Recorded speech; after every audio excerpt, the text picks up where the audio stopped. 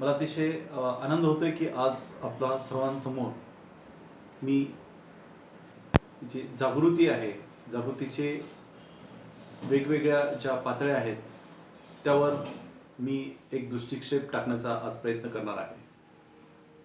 तर मित्रांनो, ज्याला आपण माइंडफुलनेस म्हणतो, त्या माइंडफुलनेसबद्दल सुरुवातीला आपण ओळख करून घेऊया की माइंडफुलनेस म्हणजे क्षणोक्षणी जीवन जगणं म्हणजे माइंडफुलनेस.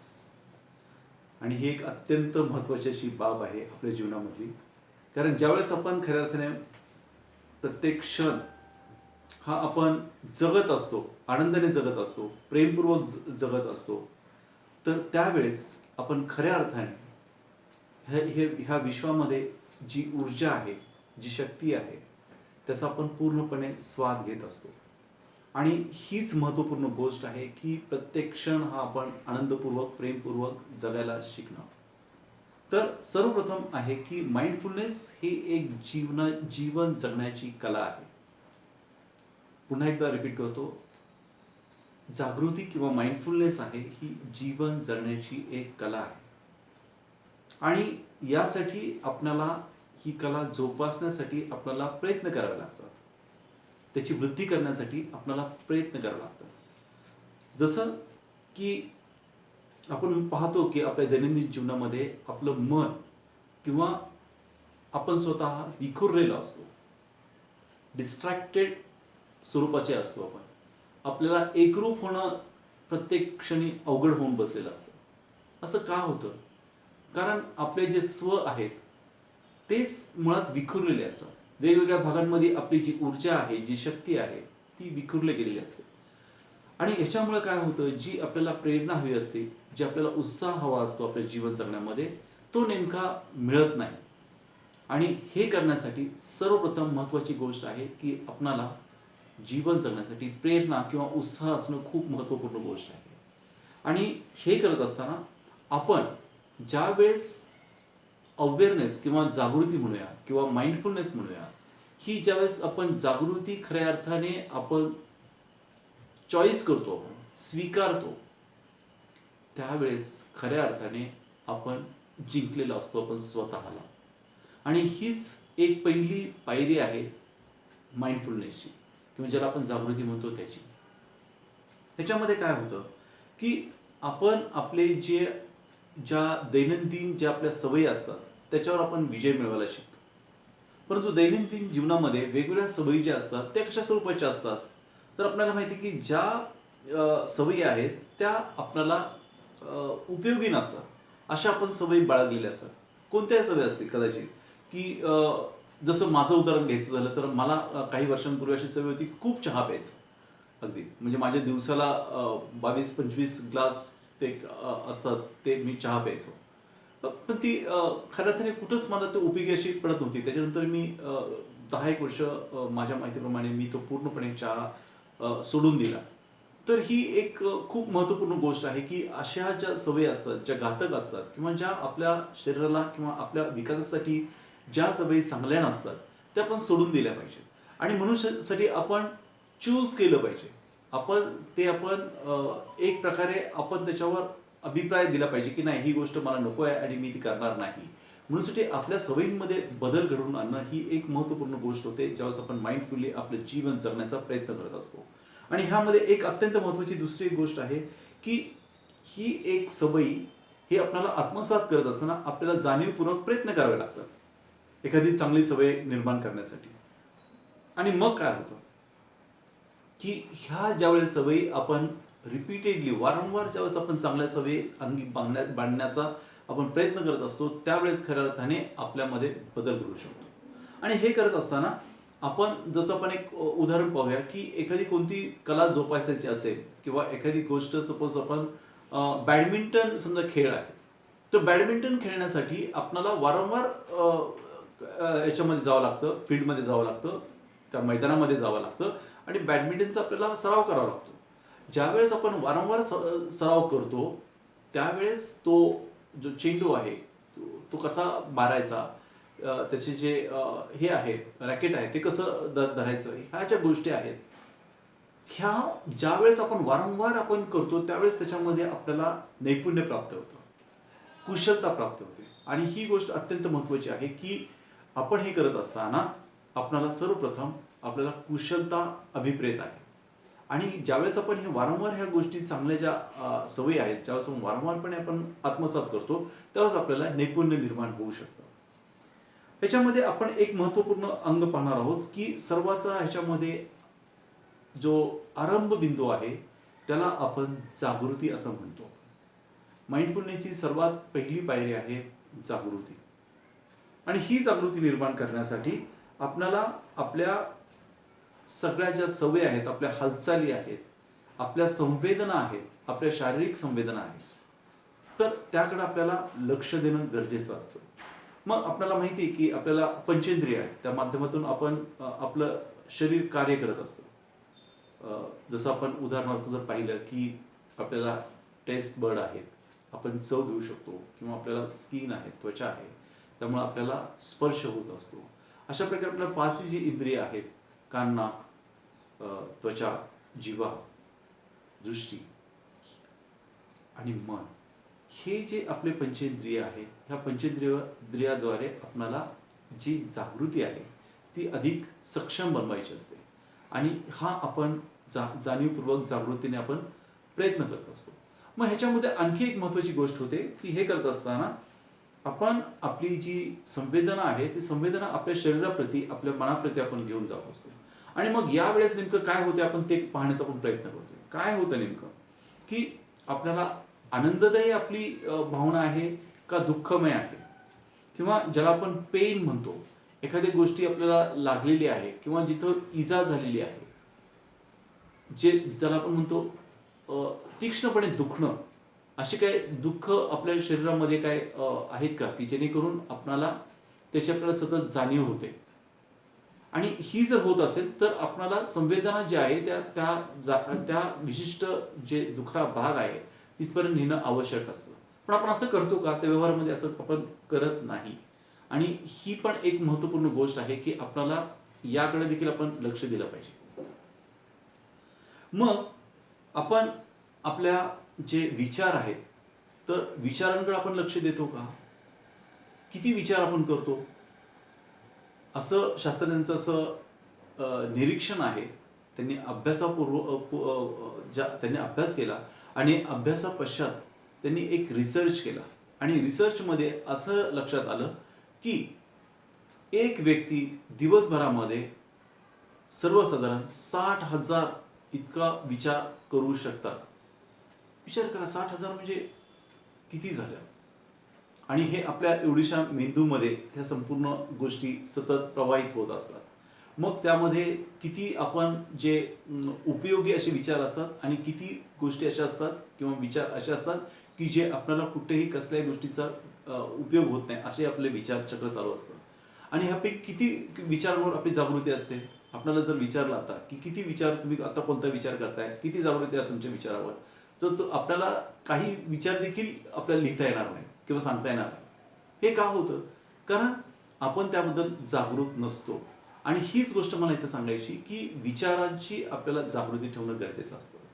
त्याच्यानंतर दुसरा एक महत्त्वाचा गोष्ट आहे यामध्ये की आपली भावना कशी आहे, भावनांप्रती आपली जागृती ठेवायची.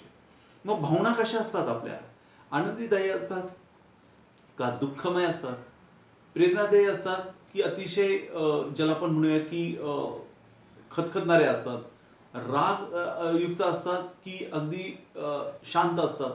कसं असतात आपल्या भावना? की उद्रेक होत असतो का? की अगदी आवेश आलेला असतो का? किंवा ज्याला आपण म्हणूया की एखाद्याबद्दल अतिशय घृणा निर्माण होते का? तिरस्कार निर्माण होतोय का? की आपल्या भावना क्षमाशील आहेत? हा आपण विचार म्हणजे याच्यावर आपल्याला जागृती ठेवायची आहे. आणि ज्यावेळेस आपण ह्या संपूर्ण भावनावर ज्यावेळेस जागृती ठेवत असतो त्यावेळेस खऱ्या अर्थाने आपण अधिक संवेदनक्षम होण्याचा आपण प्रयत्न करत असतो.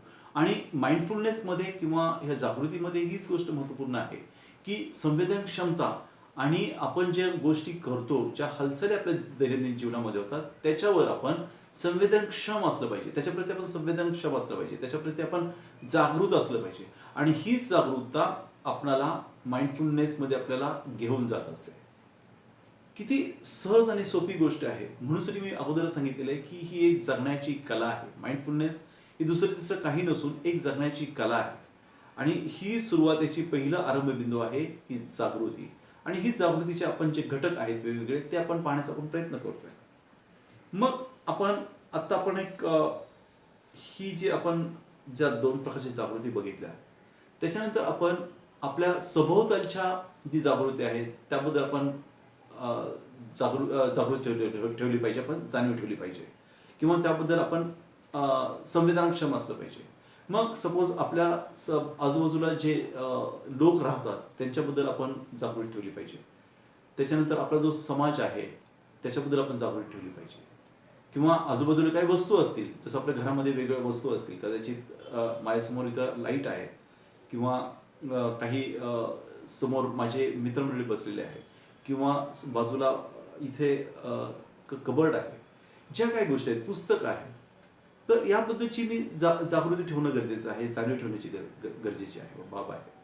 त्याच्यानंतर की एक एन्व्हायरमेंट म्हणतो आपण, त्याच्याबद्दल आपण जागृती ठेवली पाहिजे की आपल्याला माहिती की आता अतिशय चांगलं वातावरण आहे की बाहेर पाऊस पडतोय आणि पावसाप्रती देखील आपण जसं जाणीव ठेवायला पाहिजे किंवा ज्याला एन्व्हायरमेंट म्हणतो आपण, त्याच्याबद्दल आपण जागृत राहायला पाहिजे.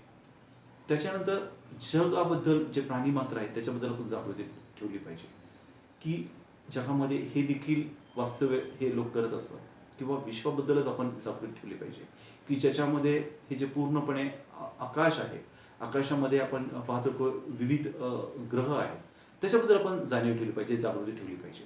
आणि ही अत्यंत महत्त्वाची गोष्ट आहे की ज्यावेळेस आपण अशा प्रकारची जाणीव ठेवतो त्यावेळेस खऱ्या अर्थाने आपण आपण एक एक पाऊल आपण माइंडफुलनेसकडे किंवा जागृतीकडे आपण नेत असतो. तर ह्याच्यामध्ये आपण ज्याला शारीरिक जाणीव आहे ती मी आपणाला इथं करून घेण्याचा प्रयत्न करतोय. आणि आपण सरळ शारीरिक जागृतीबद्दल एक छोटीशी आपण एक्सरसाइज करूया, एक सराव करूया. तर आपण जिथं कुठं बसले आहात तिथं आपण एक आल्हाददायकपणे आरामशीर बसलेलो आहोत, याकडे लक्ष द्या.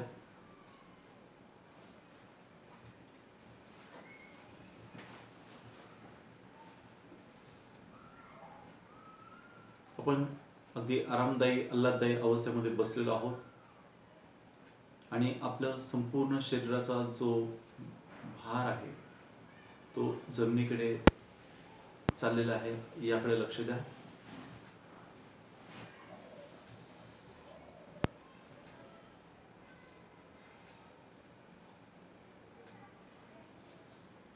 पायापासून तर डोक्याच्या केसांपर्यंत प्रत्येक अवयव हा शिथिल करत जाऊया.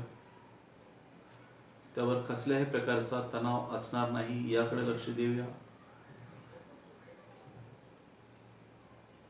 पायाचे तळवे, पोटऱ्या, गुडघे, मांडी, बैठक,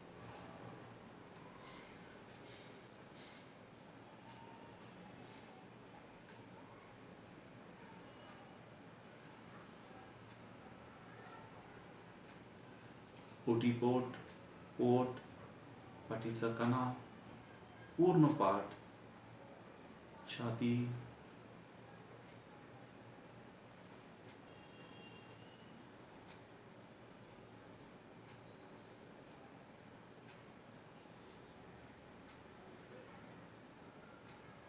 खांदे,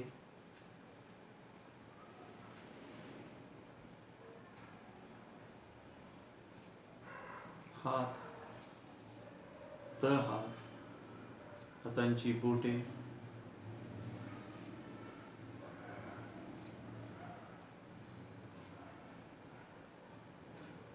मान, डोके, कपाळ, डोळे आल्हाद मिटलेले, गाल, जीभ, पडजीभ, दात, संपूर्ण शरीर शिथिल, आरामदायी, शरीराचं वजन हे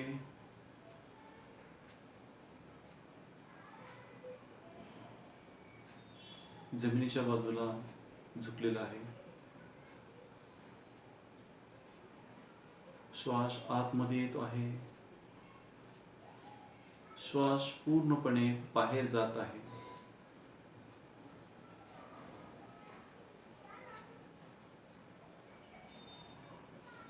श्वास आतमध्ये येत आहे, नाकावाटे श्वास पूर्णपणे बाहेर जात आहे.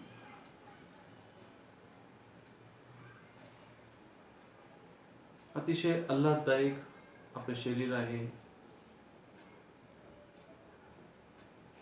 आपली ही वेदना ही कुठे आहे याकडे लक्ष दिलं पाहिजे.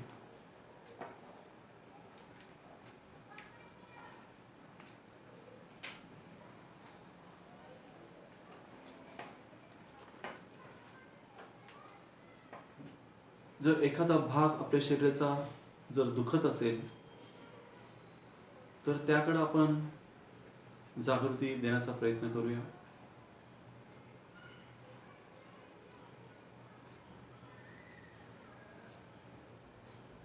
कदाचित आपली पाठ दुखत असेल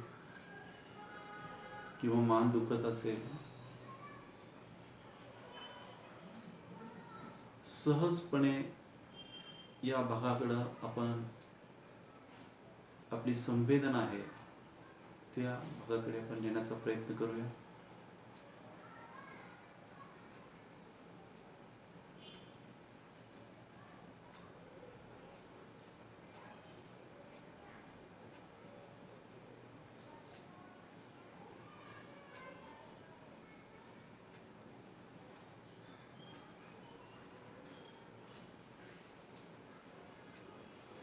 श्वास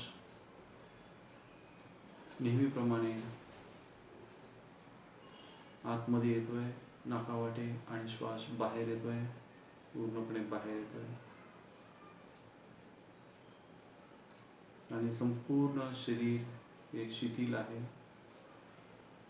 रिलॅक्स्ड आहे.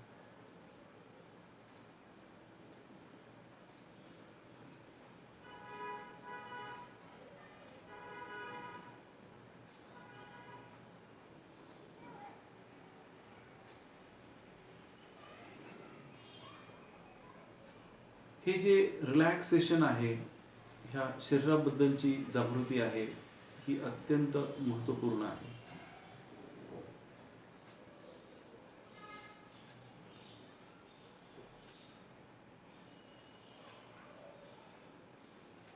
यामध्ये आपण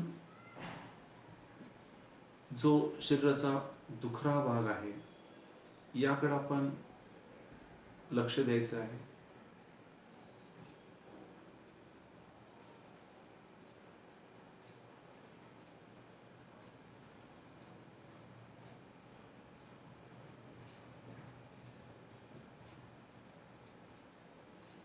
यानंतर आल्हादपणे आपले डोळे उघडायचे आहेत आणि चेहऱ्यावर स्मित हास्य द्यायचं आहे.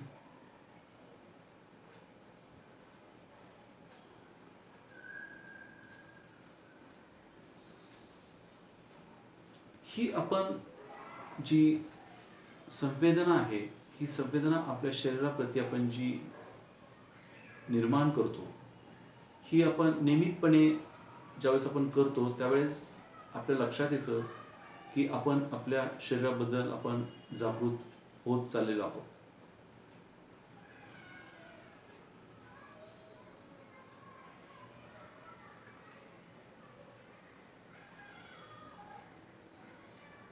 यानंतर आपण ह्या गोष्टीच्या, ज्याला आपण माइंडफुलनेस म्हणतो, जागृती म्हणतो, ह्याच्या पुढील भागाकडे वळूया. आणि या भागामध्ये जो आपला न आवडणारा जो एक्सपिरियन्स आहे, अनुभव आहे, त्याकडे आपण लक्ष देतो, ज्याला अनप्लीझंट म्हणतो आपण. अनप्लीझंट एक्सपिरियन्स किंवा न आवडणारा असा जो अनुभव आहे त्याकडे आपण संवेदनक्षम होतो त्याच्याप्रती. मग कदाचित असं असेल की जे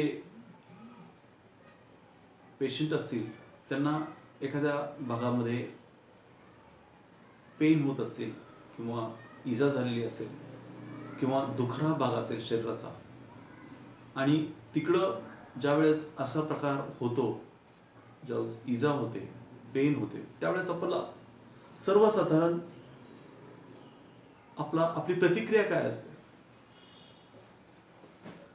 तर अशा वेळेस आपली प्रतिक्रिया अशा असतात की त्या दुखऱ्या भागाकडं जी आपली संवेदना असते त्याला आपण थोपवण्याचा प्रयत्न करतो, थांबवण्याचा प्रयत्न करतो की नको, त्या भागाकडे बघायलाच नको किंवा तिकडे लक्षच द्यायला नको. आपण टाळण्याचा किंवा अवॉइड करण्याचा आपण प्रयत्न करत असतो. आणि मग काय होतं की किंवा ती वेदना घेऊन आपण जसं वाहवत जातो असंही आपण करण्याचा प्रयत्न करतो. कारण एकच की आपल्याला ती वेदना जी असते ती आपल्याला नकोशी होऊन जाते. आणि हे आपल्या जीवनामध्ये सतत घडत असतं.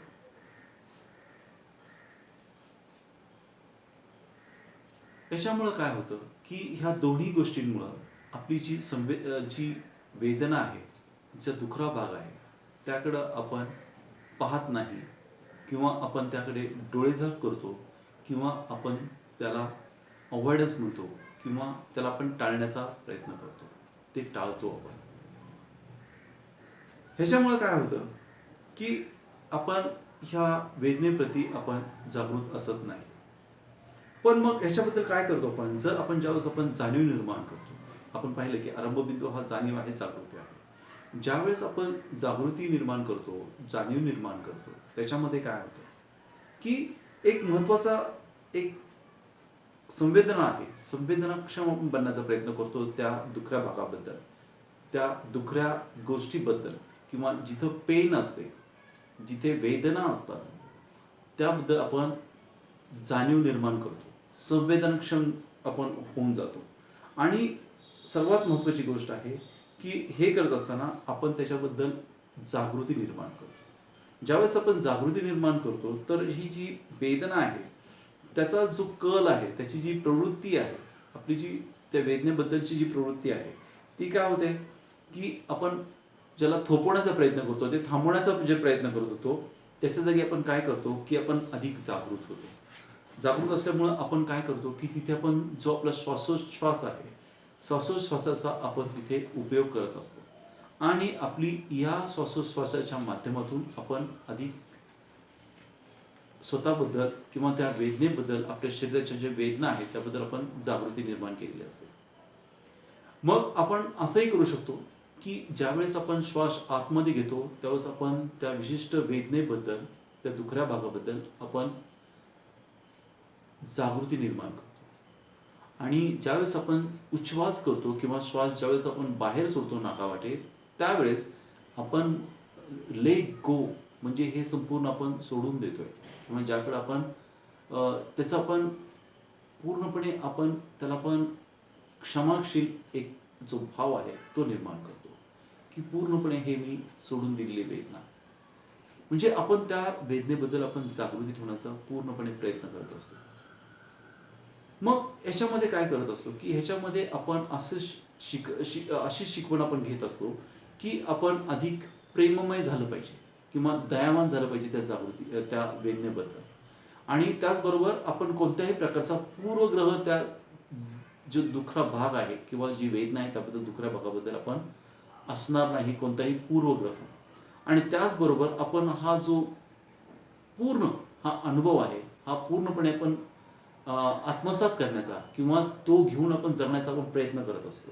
आणि ही जी काही वेदना आहे ह्याला आपण एक परवानगी देतो की ठीक आहे, ही वेदना आहे, त्याचा मी स्वीकार करतोय.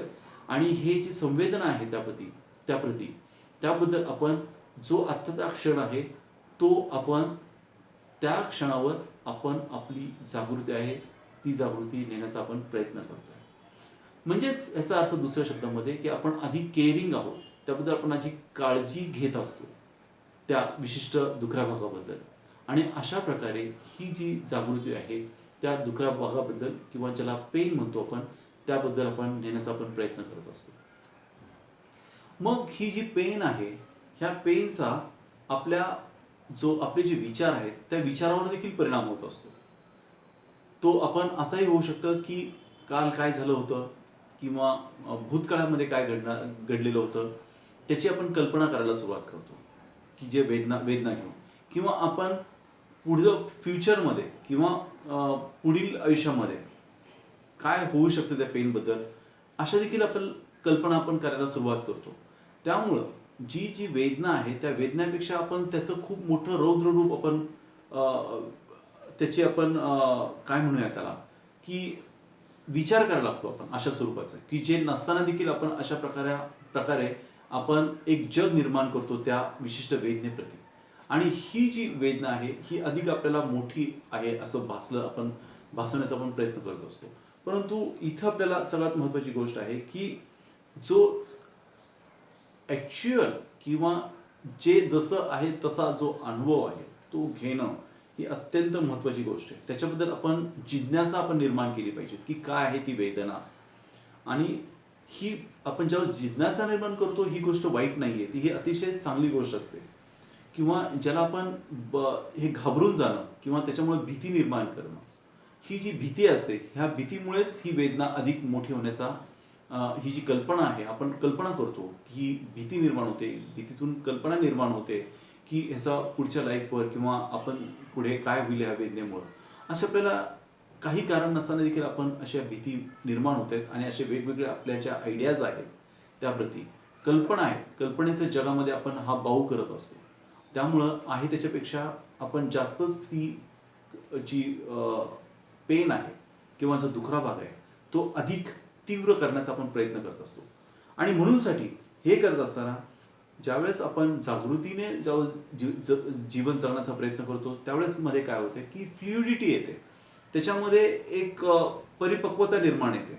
आणि हे करत असताना ही जी जागृती आहे जागृतीमुळं ही जी पेन्स आहे त्याच्यामध्ये बदल घडायला सुरुवात होते. म्हणूनसाठी जागृती ही बदलाची जननी आहे असं मी इथं विधान करतो. आणि ही खरी गोष्ट आहे. ज्यावेळेस आपण एखाद्या प्रती जागृती निर्माण करतो त्यावेळेस आपलं पर्स्पेक्टिव्ह आहे आपला जो दृष्टिकोन आहे तो त्याच्याबद्दल बदललेला असतो. कारण आपण वस्तू जशी आहे जी संवेदना आहे त्याबद्दलची आपण जागृती ठेवतो आणि आपण जसं आहे तसं पाहण्याचा पण प्रयत्न करतो किंवा अनुभव घेण्याचा प्रयत्न करतो. आणि ही अत्यंत महत्त्वपूर्ण गोष्ट आहे.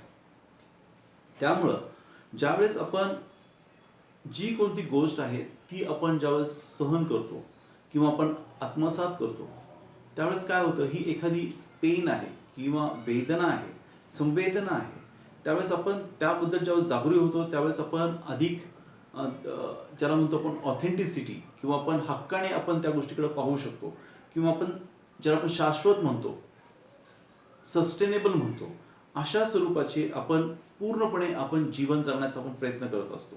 आणि आपण ज्या शक्यता आहेत त्या शक्यताला आपण मोकळी वाट करून देतो की ज्या शक्यता आहेत माझ्या जीवनामध्ये त्याला मी पूर्णपणे मोकळी वाट करून दिलेली आहे आणि त्या सगळ्या ज्या शक्यता आहेत त्याला मी स्वीकारण्याचा प्रयत्न करतोय.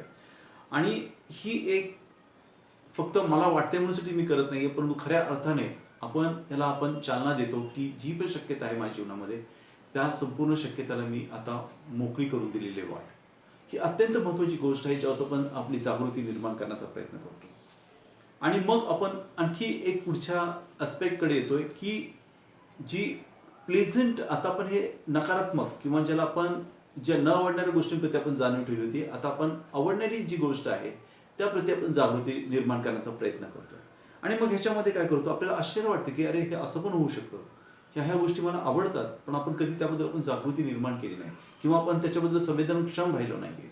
पण ज्यावेळेस आपण अशा ज्या गोष्टी आहेत ज्याबद्दल आपल्याला जागृती वाटत असेल ज्यावेळेस आपल्याला त्याबद्दल खऱ्या अर्थाने आपणाला ज्यावेळेस निर्माण होते संवेदनक्षमता त्यावेळेस आपली जागृती अधिक वरच्या लेवलमध्ये येते वरच्या टप्प्यामध्ये येते.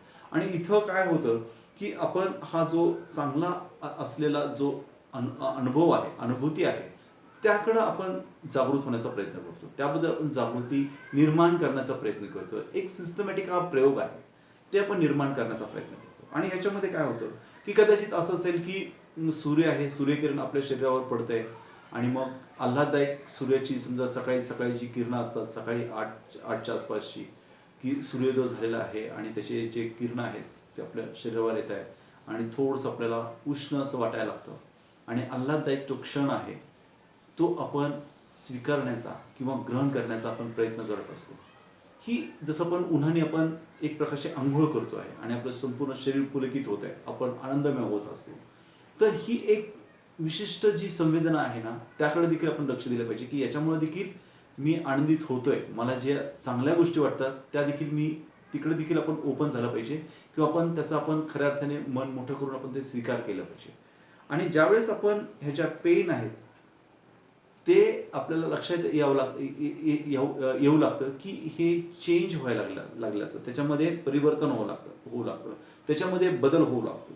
आणि ही एक बदल करणारी ही एक डायनॅमिक प्रक्रिया आहे. ती एक स्टॅग्नंट अशी नाहीये किंवा एकाच ठिकाणी थांबणारी गोष्ट नाही. तर ती सतत बदल होत जातो. ते प्रवाही आहे. आणि ही ज्यावेळेस आपल्याला गोष्ट येते त्यावेळेस आपल्याला खऱ्या अर्थाने कळते, की नाही ही जी ऊर्जा आहे, ही ऊर्जा माझ्यामध्ये पण आहे. आणि ही जी ऊर्जा आहे ही मी अशा प्रकारे निर्माण करू शकतो किंवा त्याबद्दल ज्यावेळेस मी जितकं संवेदनक्षम होईल तितकं मी अधिक त्याबद्दल जागृत होईल आणि जितकं मी अधिक जागृत होईल तितकं मी अधिक माझ्या जीवनामध्ये जो जिवंतपणा आहे तो मी पूर्णपणे जगण्याचा मी प्रयत्न करणार आहोत. आणि हे जे मी सांगतोय तो देखील आपण प्रयोग करून बघूया. आपण पुन्हा आपण एक एक्सपेरिमेंट करूया. आता पुन्हा शांतपणे बसूया, रिलॅक्स्ड पूर्णपणे.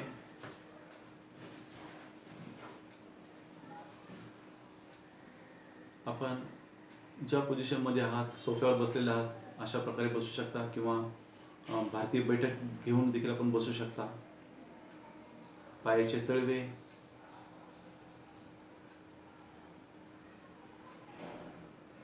गुडघे, मांड्या, बैठक, पाठ पूर्ण रिलॅक्स.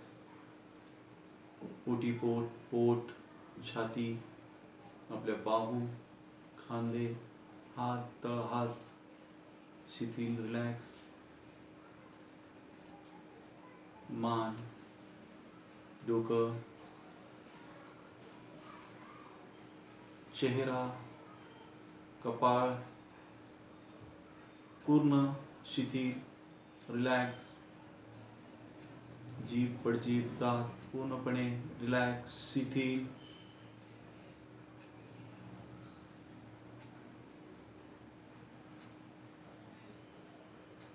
श्वास पूर्णपणे आतमध्ये येतोय, श्वास पूर्णपणे बाहेर जातोय, याकडे आपण लक्ष देतोय.